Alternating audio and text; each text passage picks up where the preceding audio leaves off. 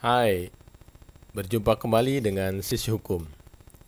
Kali ini kita akan berdiskusi mengenai bagaimana hukum memberikan ruang bagi pemilik tanah yang tidak mempunyai modal, namun ingin memaksimalkan pemanfaatan aset berupa tanah tersebut melalui kerjasama dengan investor dengan memberikan hak guna bangunan kepada investor di atas tanah yang dimiliki tersebut. Mari kita lihat bagaimana mekanismenya. Kadangkala kita melihat sebidang tanah yang mempunyai prospek ekonomi dan bisnis yang baik tidak dimanfaatkan secara maksimal, sehingga tanah tersebut tidak memberikan manfaat ekonomi yang maksimal kepada pemiliknya. Pemilik tanah tidak dapat mengoptimalkan asetnya atau tanahnya tersebut karena tidak mempunyai cukup modal untuk memaksimalkan tanah tersebut untuk aktivitas usahanya, dan bahkan tidak mempunyai akses ke sumber modal lainnya seperti kredit perbankan atau pasar modal atau sumber modal usaha lainnya.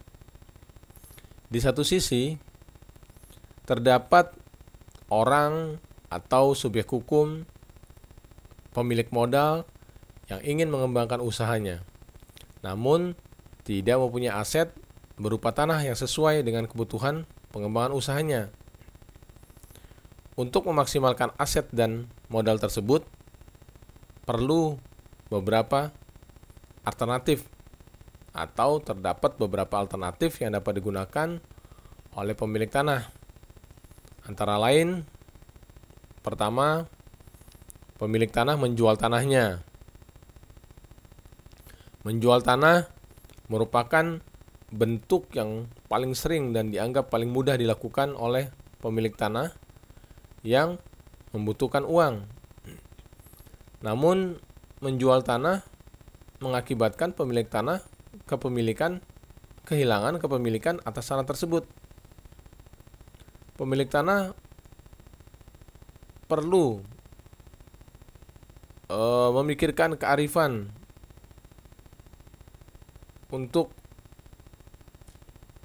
mengelola dana yang dimiliki sehingga dapat digunakan atau dikembangkan secara optimal.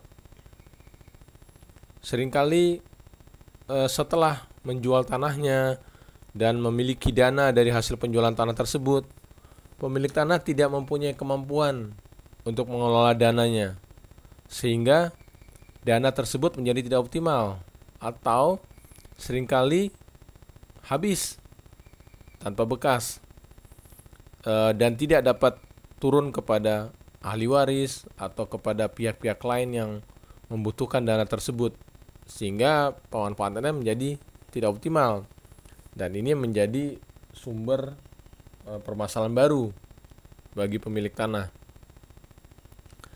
Masyarakat yang berada di daerah wisata mulai banyak yang menyadari perlunya mempertahankan pemilikan atas tanahnya, sehingga mereka mulai memikirkan untuk mencari bentuk optimalisasi aset dalam bentuk lainnya. Yang kedua, alternatifnya pemilik menyewakan tanahnya. Nah, menjual dan menyewakan tanah merupakan bentuk paling awal yang dapat dilakukan oleh pemilik tanah untuk memperoleh keuntungan dari tanahnya secara mudah. Uang yang diperoleh pemilik tanah dari menyewakan tanah memang tidak sebesar uang yang diperoleh dari menjual tanah.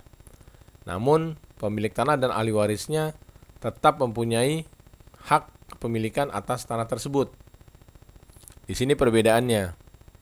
Mereka memperoleh uang, tetapi tidak kehilangan kepemilikan atas tanah yang masih tetap dapat digunakan. Bentuk ketiga, melalui kerjasama Build, Operate, Transfer atau BOT. Ada juga bentuk lain yang menamakan dengan BTO. Yang keempat, memasukkan tanah sebagai penyertaan modal atau sebagai imbreng pada pendirian suatu PT. BOT dan imbreng tanah merupakan bentuk optimalisasi tanah yang memerlukan pengetahuan lebih dari pemilik tanah dan pemilik modal terkait aspek komersial dan aspek hukum, termasuk dampak hukum atas aset tanah dan benda yang berada di atasnya setelah berakhirnya perjanjian BOT. Di samping bentuk-bentuk tersebut di atas, saat ini mulai berkembang bentuk lain optimalisasi tanah dengan cara pemberian hak guna bangunan di atas hak milik atas tanah. Beberapa perbandingan antara bentuk atau antara alternatif-alternatif pemanfaatan tanah tersebut kita bisa lihat di tabel berikut ini. Kita lihat pada tabel ini kita membandingkan antara menjual tanah, menyewa tanah, BOT, imbreng, dan pemberian HGB atas hak milik.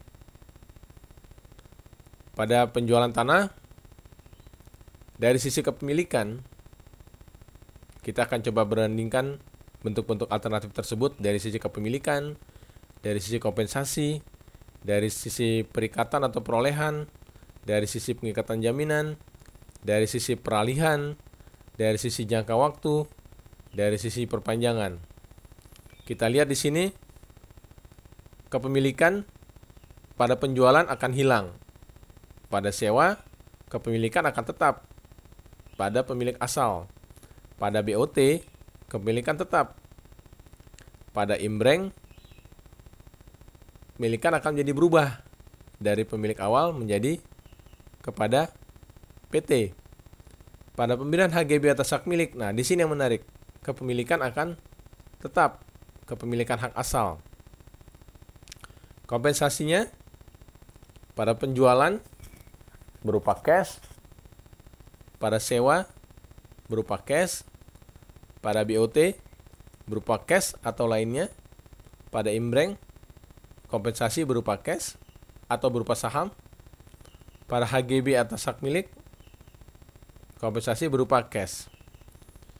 Perikatannya pada penjualan berupa jual beli, pada sewa menyewa, pada BOT perikatan perjanjian BOT, pada imbreng berupa penyertaan, pada HGB atas hak milik berupa pemberian hak. Jadi akan ada akta pemberian hak nanti.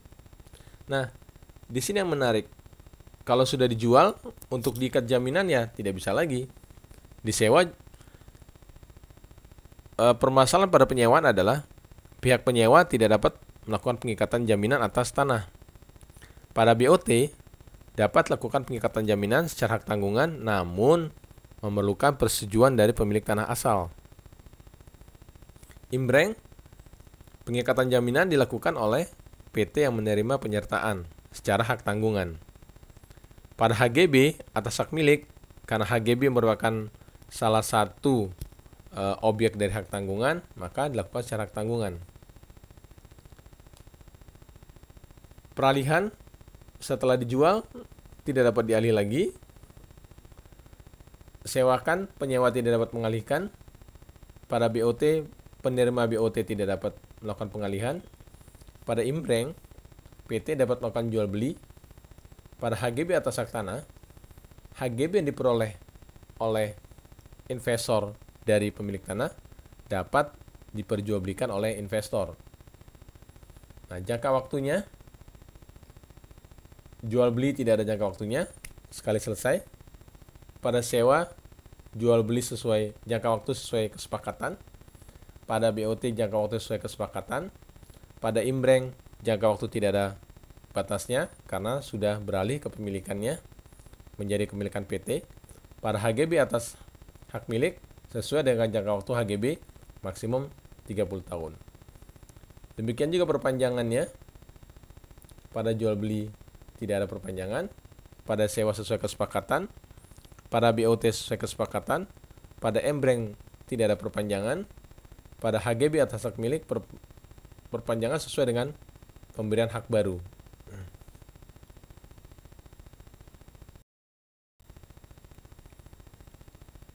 Kita lihat di sini apa sih keuntungan pemberian HGB di atas hak milik? Keuntungan bisa dilihat dari dua sisi. Dari sisi pemilik tanah, dari sisi pemilik modal. Bagi pemilik tanah, keuntungan yang diperoleh adalah dia akan memperoleh uang pembayaran pemberian hak dari penerima HGB. Sudah sepatutnya kalau ada orang memberikan hak kepada orang lain, dia akan meminta kompensasi pembayaran uang atau bentuk lainnya. Kemudian, pemberian HGB oleh pemilik tanah tidak mengakibatkan pemilik tanah kehilangan hak milik atas tanah.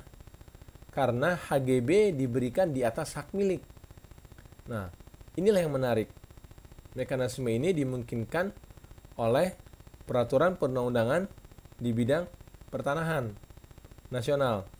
Sehingga pada saat HGB diberikan kepada pemilik modal, pemilik tanah tetap memiliki hak atas hak milik yang berada di sana. Jadi atas tanah tersebut terdapat dua hak milik. Satu, hak milik atas tanah yang merupakan hak primer. Kemudian HGB di atas hak milik atas tanah yang merupakan hak sekunder. Pemilik tanah juga memperoleh kepastian jangka waktu karena HGB diberikan untuk jangka waktu tertentu. Kemudian bagi pemilik tanah, peralihan atas HGB oleh pemilik modal atau oleh penerima HGB tidak mengakibatkan pemilik tanah kehilangan hak miliknya. Kemudian, bagaimana dengan pemilik modal? Apa keuntungan yang diperoleh oleh pemilik modal? Pemilik modal tentunya akan memperoleh hak untuk menggunakan tanah. Kemudian memperoleh HGB di atas hak milik. Memperoleh kepastian jangka waktu karena HGB mempunyai jangka waktu. Nah, ini yang menarik. HGB dapat dijadikan jaminan utang. Karena HGB yang diberikan atas hak milik dapat diikat dengan hak tanggungan. Ini yang tidak dapat diperoleh dari bentuk kerjasama lainnya. Pada hak sewa, tanah atas hak sewa tidak dapat diikat dengan jaminan hutang tanpa izin dari pemilik tanah. Demikian juga dengan BOT. Tanah yang menjadi objek BOT hanya dapat dijadikan jaminan hutang apabila mendapat persetujuan dari pemilik tanah. Sedangkan pada HGB dapat diikat dengan hak tanggungan untuk dijadikan jaminan hutang tanpa persetujuan dari pemilik tanah. Dan pemilik tanah tidak perlu khawatir apabila HGB tersebut dipindahkan kepada pihak lain, karena pemilik tanah tidak akan kehilangan hak milik atas tanahnya. Keuntungan lain bagi pemilik modal adalah bisa mencari sumber modal berasal dari kredit dengan jaminan HGB. Kemudian HGB tersebut dapat dialihkan kepada pihak ketiga. Tentunya tidak akan menarik bagi kreditur apabila HGB tersebut tidak dapat dialihkan. Sehingga dengan dapat dialihkan, HGB tersebut dapat dieksekusi pada saat kredit jatuh tempo dan tidak dapat dibayar oleh pemilik modal atau oleh investor. Bagaimana proses atau langkah memberikan HGB di atas hak milik? Di sini yang menarik. PP nomor 40 tahun 1996 memberikan beberapa pengaturan atau mekanisme yang dapat ditempuh sebagai langkah memberikan HGB di atas hak milik. Pertama, diperlukan adanya akta perjanjian pemberian hak guna bangunan atas hak milik yang dibuat oleh pejabat pembuat akta tanah sesuai dengan pasal 24 ayat 1 Peraturan Pemerintah Nomor 40 Tahun 1996 yang mengatur bahwa hak guna bangunan atas tanah hak milik terjadi dengan pemberian oleh pemegang hak milik dengan akta yang dibuat oleh pejabat pembuat akta tanah. Mengingat pemberian hak guna bangunan atas tanah hak milik pada dasarnya merupakan pembebanan yang dilakukan oleh pemegang hak milik atas tanah miliknya, maka pemberian ini dilakukan dengan suatu perjanjian antara pemegang hak milik dan calon pemegang hak guna bangunan yang tercantum dalam akta yang dibuat oleh pejabat pembuat akta tanah.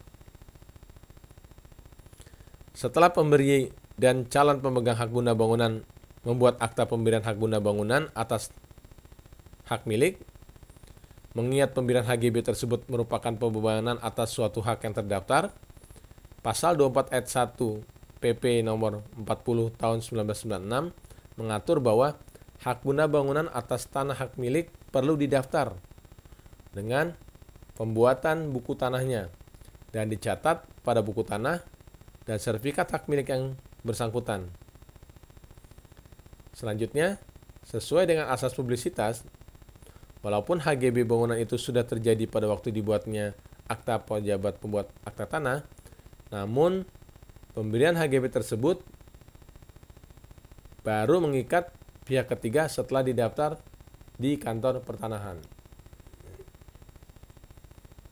Selanjutnya, yang ketiga, apabila HGB atas hak milik berakhir, HGB dapat diperbarui dengan pemberian HGB baru apabila disepakati oleh investor dan pemilik tanah asal atau pemilik hak milik atas tanah.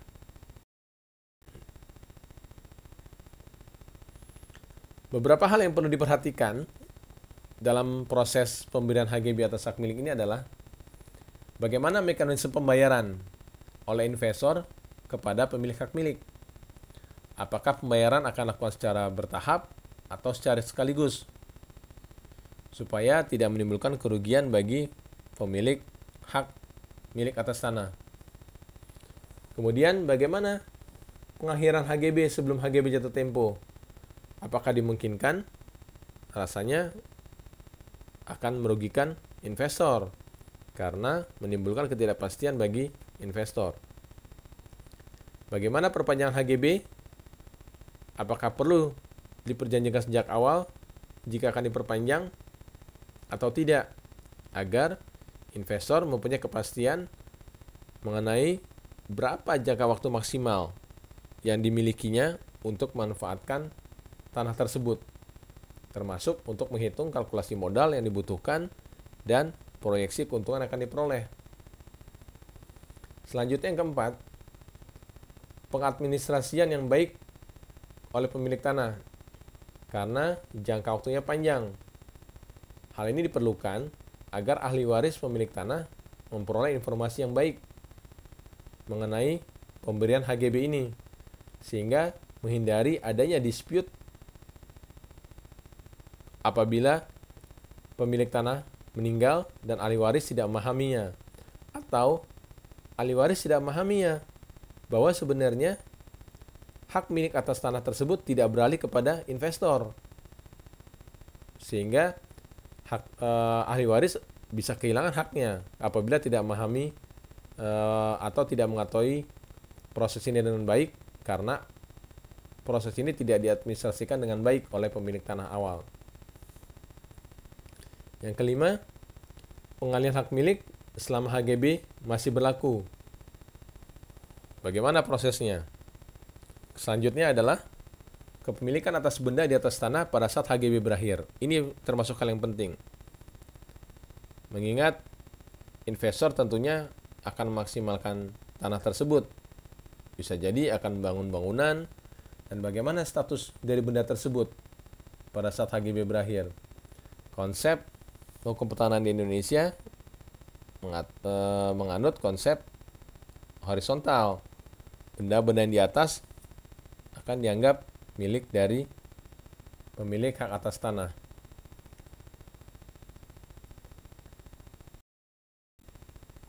Demikian tadi diskusi kita mengenai pulang hukum maksimalkan pemanfaatan aset tanah dengan pemberian hak guna bangunan di atas hak milik atas tanah.